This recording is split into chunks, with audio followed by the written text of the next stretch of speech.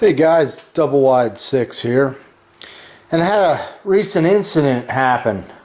I sold the mower to a guy, and about a month later he called me up and he said, hey, that mower I sold you, the blade just fell off.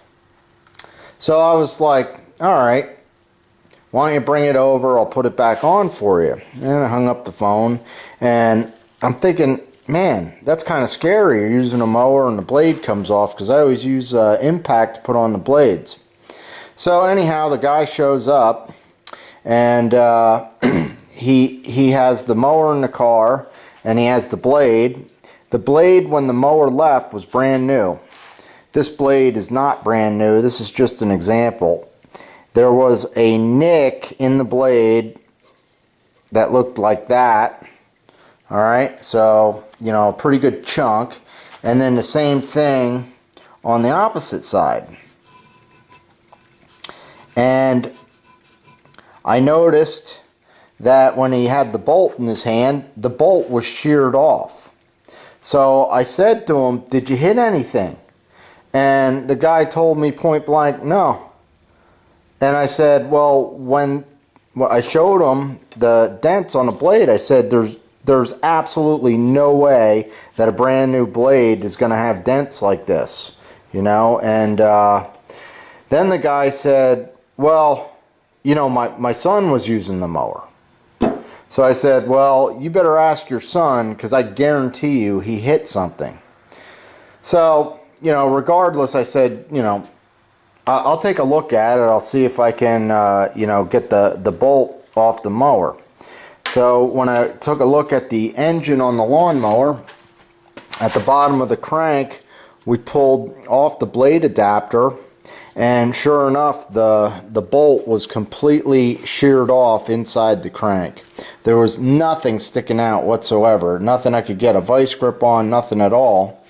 And you know, I said, well, you know, while you're here, you know, I can try and weld a nut onto this, and we can back it out of there. So the guy was, you know, a pretty nice guy, and he was helpful, and, you know, I'm sure he was happy I was helping him out. So anyhow, I ended up welding a nut on to the bottom of the crankshaft, and we were able to screw out that sheared bolt. I happen to have a new bolt in stock that I gave him, and we got his mower back up, and I sent him on his way. And I just, you know, I said, hey, you know, Bob, make sure you ask your son, did you hit anything? Because this guy just moved to a new property, and you know, I said, you know, figure out what your kid hit. There's probably like a metal spike or something in the ground. So anyhow, he said he'd check with his son, and he was happy and I was happy. It only took about 10 minutes. And this video is actually on how to remove a bolt. I happen to have an engine upstairs, and if you look, the muffler bolt is sheared off on this thing. So what we're going to do is weld a nut on there. I've made previous videos on how to remove broken bolts using an easy out and drill bits, but this particular bolt, there's nothing at all to grab onto, and you know, it's an old rusted bolt, so we're going to try and weld a nut on there, and that's what this video is about. The moral of the story is, ever since this happened, whenever I send out a lawnmower, I always check that the blade is torqued. So I'll use an impact gun, and I just use this Harbor Freight one, this earthquake gun, and I set it at the second setting. I hold on to the blade tightly with my hand, and I hold down the trigger for about a second, then I hold the blade and hold it down for a second again, and you know, that's usually plenty of pressure.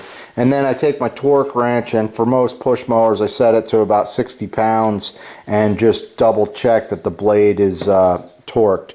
So, you know, it's an incident that happened, but you know, it's requiring me to do a little bit of quality control here, so it's probably a good thing that it happened. So anyhow, this video, what we're going to do is we're going to get a nut, and we're going to weld it on here. I'm going to be using my Harbor Freight what is it? It's a 90 amp wire welder. Okay, and this is the same machine I used, and I'll show you how we go about doing this. So I've already tried to remove broken bolts using a stick welder, and I have never been successful. It is very difficult to use a stick welder and try and weld a nut onto a broken bolt without melting aluminum around it. It's very difficult to do. You know, I'm okay at welding, but you know, I'm not really trained in it, you could say. So anyhow, these wire feed welders are excellent. You have great control, and the main trick to doing this, what I have found, is to set your settings pretty high. So as far as the wire speed, I usually turn that up to about 5.5, 6, and instead of using the minimum amperage setting, I use the maximum. And when you weld that nut, you'll see I'm gonna hold that weld on there for a good maybe 5-6 seconds to really get good penetration. So that's how it'll be set. So this is the nut that I'm going to be working with, and if we take a look, you'll see it's actually sheared off below the surface. So there's virtually nothing to grab onto. And I'm going to take a nut and I'm going to basically fill in the inside of that nut until pretty much fills up to the top. And that heat from welding is really going to help loosen up that bolt. You know, that bolt's like rusted in there, so having that heat from welding is going to help this out. So you want to make sure that you have your wrenches on hand to get on this bolt so that you can back the thing out. I'm thinking this is a cheap little Taiwanese bolt. I'm probably going to find something that's a little more substantial. I'll see what I have. So the first thing that you want to do if you're doing this technique is probably get someone to help you. If you can have someone hold a vice grip with a nut on it right where it needs to be, then you can weld it. I don't have a helper, so what I've done is I've set up a needle nose vice grips and one of these quick clamps, and I have this bolt right, or the nut right where it needs to be. So that thing's ready to go. We're going to turn on the welder and we're going to give this thing a shot. Alright guys, I got my camera kind of set up on the workbench and I have everything ready to go. It's a little hard to get the exact angle here for you guys to see, but I think I got it pretty good. And what we're going to do is just try and weld this thing.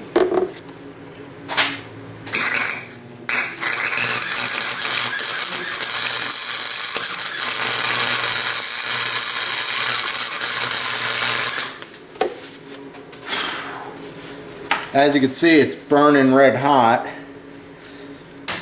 and what I'm going to try and do, I can see it's already moving. Didn't work. Alright, here's attempt 2.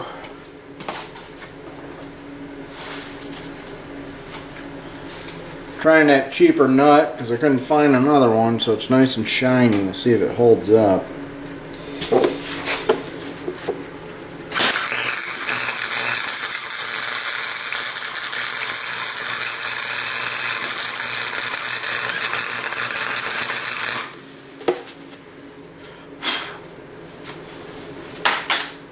Hopefully that penetrated.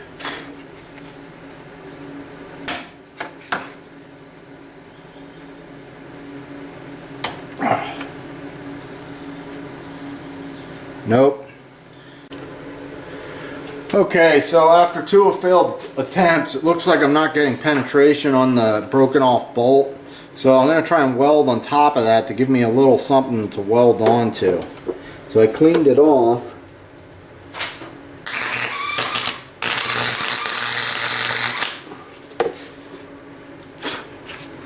Alright, now I got a little bubble of a weld there. Alright, now that I built that up, we'll try one more time here and see if we can't get it.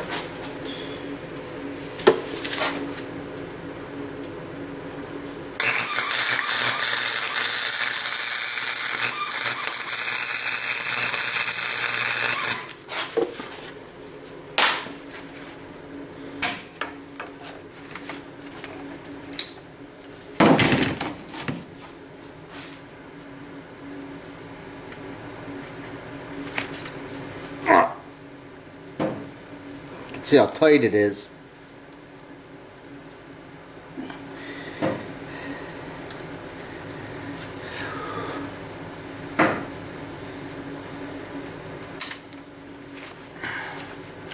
I think we got it.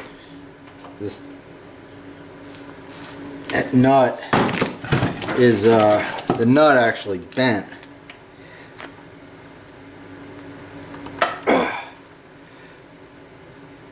Oh, there it goes.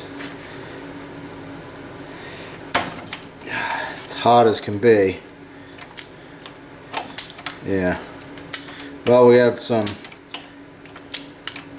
little bit of deforming of the nut. There we go. But we're getting that bolt out of there. Otherwise this block would be pretty much about useless. So there you have it. We got that out of there. That little build up on the nut really seemed to help.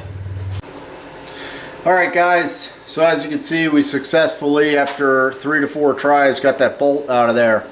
A little bit harder than I expected it to be, but you know, sometimes when you get a bolt out of a block like that, you're saving an engine, so it's definitely worth your time. If you don't have a wire welder, like I said, I have a video on my channel on how to drill out broken bolts using Easy Outs. And thanks for watching, thanks for commenting, thanks for following along, liking, subscribing. I'm going to put a link on the bottom of this video to some Easy Outs on Amazon and some left-handed drill bits for drilling out bolts. Other than that, not too much else is new.